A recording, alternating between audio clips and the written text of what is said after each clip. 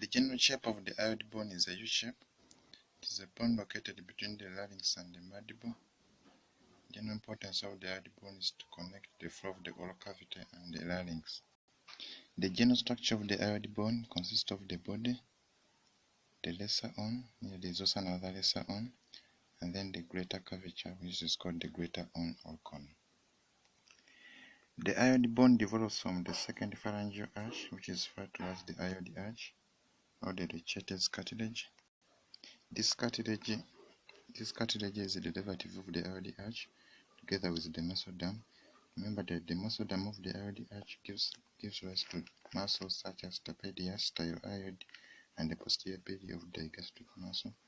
The facial muscles of Richard's buccinator, frontalis, and platysma, plus the orbicularis oculi and orbicularis solis develop from the mesoderm.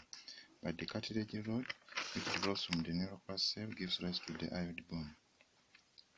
The development of the hyoid bone has it that the second arch cartilage just gives rise to the superior part of the hyoid bone. The superior part of the hyoid bone develops from the second phalangeal arch cartilage, but the lower part of the hyoid bone develops from the third phalangeal arch cartilage rod. Remember that the second phalangeal arch cartilage is also the derivative of cranial nerve number 7, and the third phalangeal arch cartilage. Phalangeal arch is the derivative of cranial nerve number 9.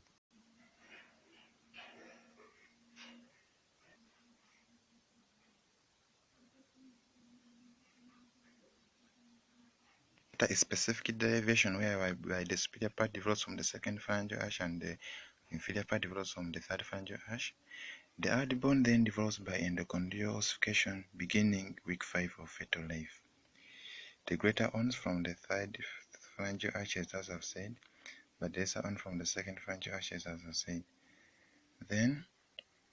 But the development has to be complete by month 4 to 5 of the gestation period. The fusion of the four horns creates the body of the hyoid bone.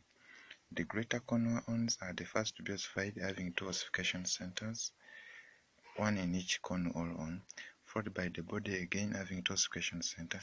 Lastly are the lesser horns or cornua having 2 centers. The apical part of the greater horn develops in late 20 years. So generally, the hyoid bone has 6 ossification centers. Based on the attachment, muscles attached to the hyoid bone are divided into 2 muscles: prahyoid muscles and infrahyoid muscles.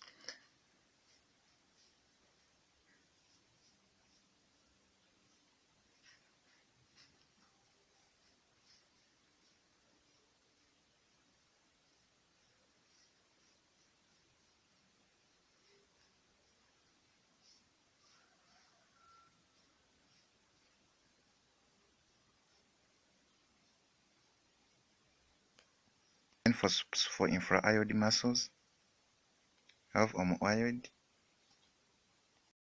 we have sternohyoid,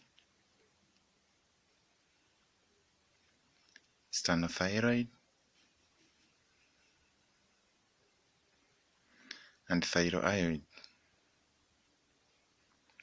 While for suprahyoid muscles we have mylohyoid, geniohyoid, stylohyoid, and digastric muscle. Suprahyoid muscles all have one major effect of elevating the hyoid bone, while the infrahyoid muscles have one major effect of depressing the hyoid bone. According to the muscles attached, here you have the middle constrictor muscle, but here you also have the hypoglossus muscle. Then here you have what we call the genioglossus muscle, you have the geniohyoid muscle, you have the stylohyoid muscle, the stylohyoid, sternothyroid muscle, and here you have the mylohyoid muscle.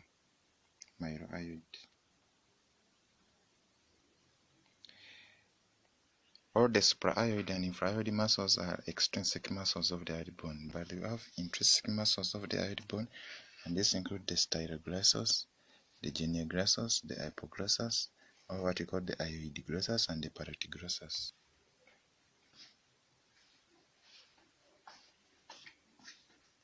The 7 muscles that keep the hyoid bone in position can be divided into groups, into pairs. There are 2 muscles that pull the hyoid bone upward and forward. This is the mylohyoid and the geniohyoid. There's a muscle that pulls the hyoid bone upward and backward, and that is the stylohyoid muscle. There's a muscle that pulls the hyoid bone upward speedially but by means of a pulley, that is the digastric muscles. And then there are some free muscles that pull the hyoid bone downwards inferiorly. Those are the thyroid muscle, sternocleidomastoid muscle, and the omohyoid muscle.